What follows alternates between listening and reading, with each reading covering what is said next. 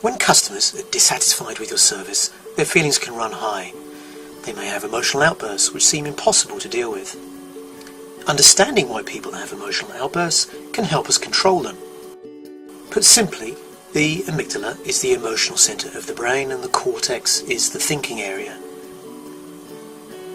In particularly stressful or intense situations, the amygdala takes over the cortex, preparing us for fight or flight, and it makes it difficult for us to use intelligence or reasoning.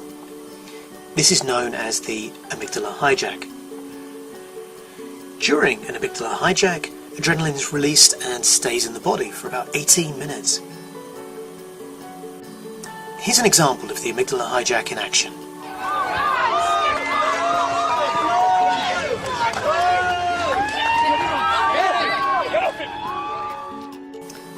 The amygdala hijack is characterized by 3 signs: a strong emotional reaction, a sudden onset, and regretting your actions later. Any strong emotion can trip off the amygdala and impair the cortex's working memory. Rationality is overwhelmed by emotions and stops us from being able to think clearly. If you have an emotional outburst, you can regain control by forcing the thinking part of your brain into action. By labelling your emotions, you can reduce their intensity and return some of the activity back to the cortex, thus increasing cognitive control.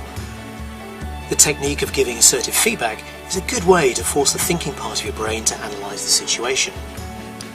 To do this, you identify how you feel, what is the emotion, about what event or behaviour caused it, and why.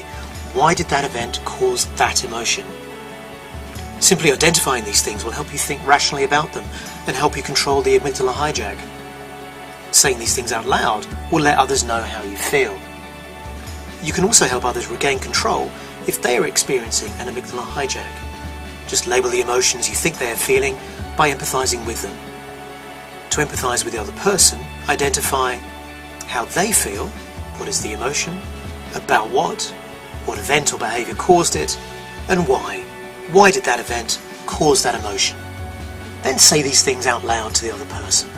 For example, I can tell you're frustrated, that I was at lunch when you called. I realise you wanted a quick answer. Then pause to let your message sink in and to stop you from saying but. This forces the person to switch on their cortex in order to be able to understand your words. It also reassures them that you have an appreciation of their feelings and situation.